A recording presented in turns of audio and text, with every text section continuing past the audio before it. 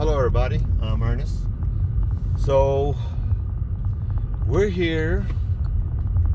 Oh look, there's ruins that we passed, girls, and we were trying to we're going to some ruins, but we passing through this town. It's called Mountain Air, New Mexico, and I thought I would just film this little neat town, and to be a good starting point for today's video. We spent the night in Albuquerque, New Mexico, and we've drove through the mountains, and now we're back into some like flat plains land, cattle country, and we came to this little town, Mountain Air. It's kind of quaint, and we thought it would be neat to document it. You can see there's murals and old signs, motors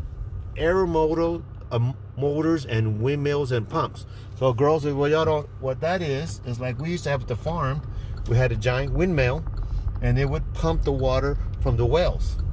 Also, Grandpa from Germany attached it to a Model T generator, which was a car, and that's how they would charge the batteries, and they would run the radio and maybe a light at night.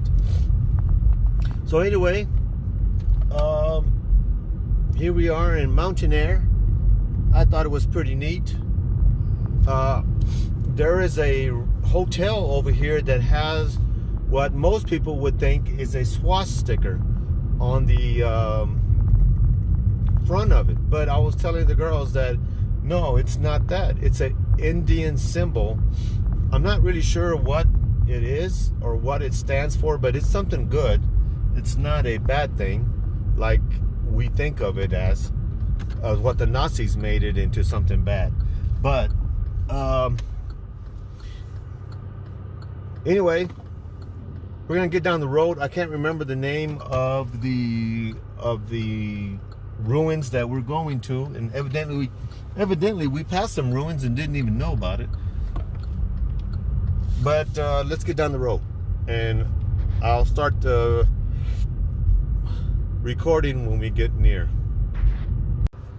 Well, we just stopped here at the park ranger's office. It actually was closed, but we actually caught the ranger, and she let us in to use the bathroom, and we're still here in Mountain Air. And so it was, and we got a lot of information from her. We got a little pamphlet of where we're going, and this morning, I don't know if I mentioned, it was very frustrating for me. I couldn't get breakfast, and everything was, well, not everything, but it was just hard. I don't know why.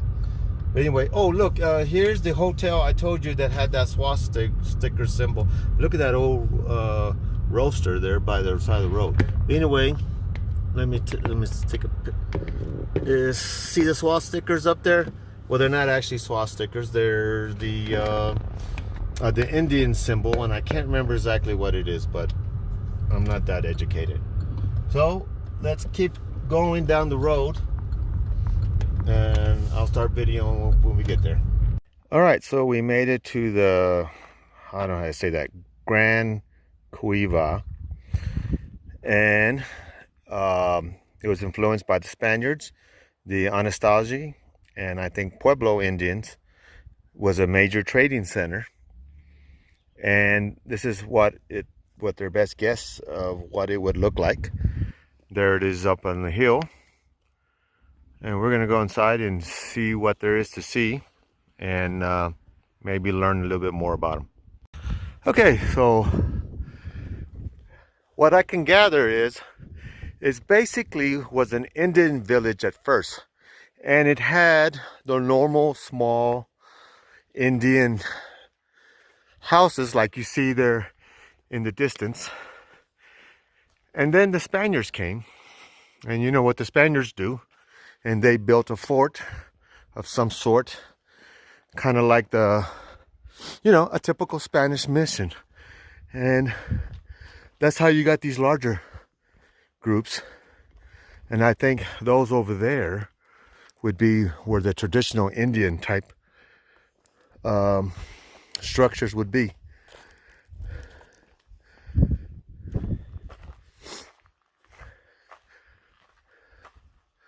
Now, I'm not sure how much of it is original and how some of it is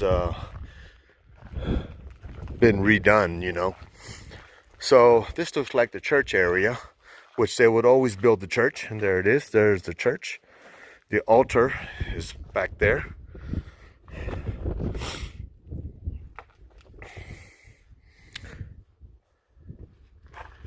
Windows up high to provide some ventilation.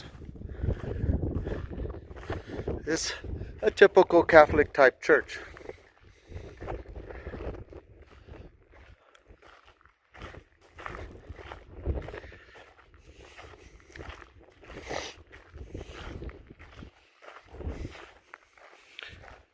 And we have these back in San Antonio, missions, more elaborate ones, and lots of them actually. It was a very hot spot for Spaniard conquest.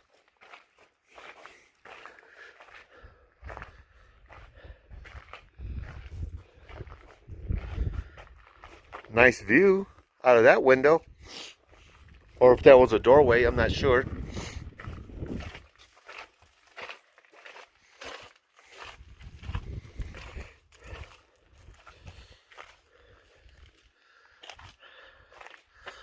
I would imagine those slots up there is where the wood would be to put the roof in here.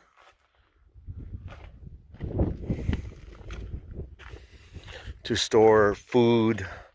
Soldiers would be sleeping in here, preparing food, ammo, teaching the Indian their Christian ways, or their version of Christianity.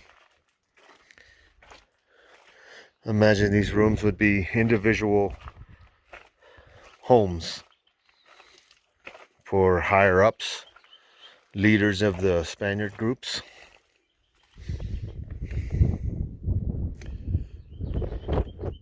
They all seem to be made out of the same stone here. This is quite a large structure.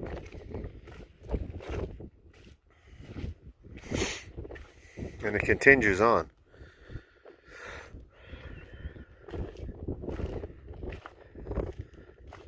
They said up to 2,000 people would be living here.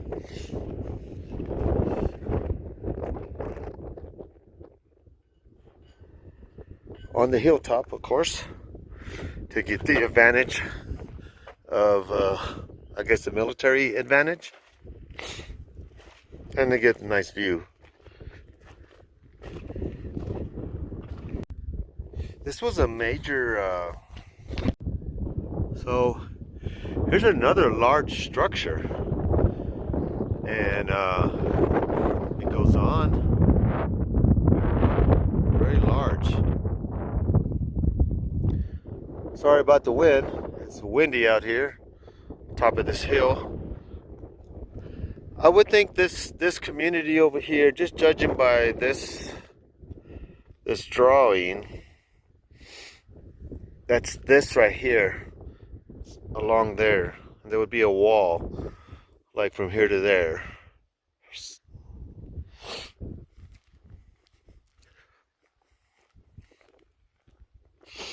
Quite an elaborate little pueblo. So it's a mixture of European and Indian worlds colliding and creating these structures. From what I've seen of Indian homes, you know, these type of Indian ruins, they were very tiny, just enough to really sleep in it. So I'm sure these would be where the Indians would have been, judging by what they typically would build.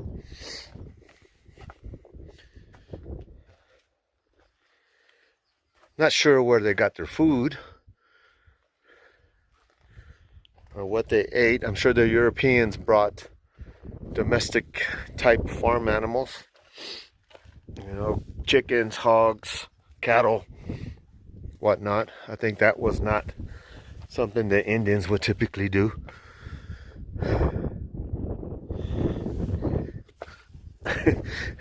Just all these little tiny rooms up here.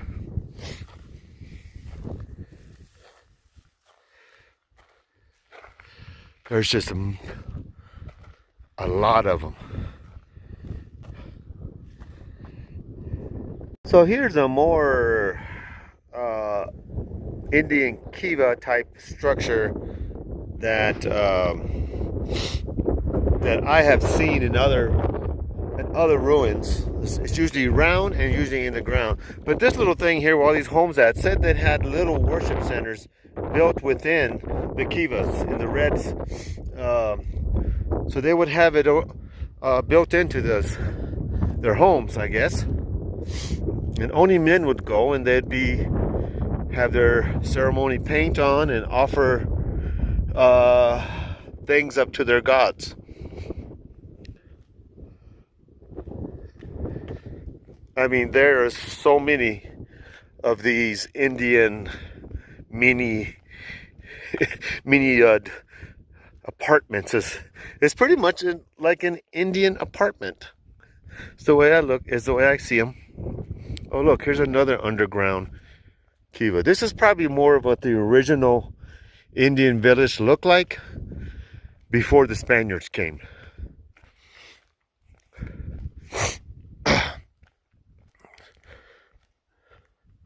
This is a kiva, another kiva, which is a worship center or something. And it would be, my understanding, very hot in there. I guess they would heat it up with fire or whatever, and the men would sit around. And you can imagine them sitting around all in their war paint or whatever paint that is for their ceremony, and offer up to their gods.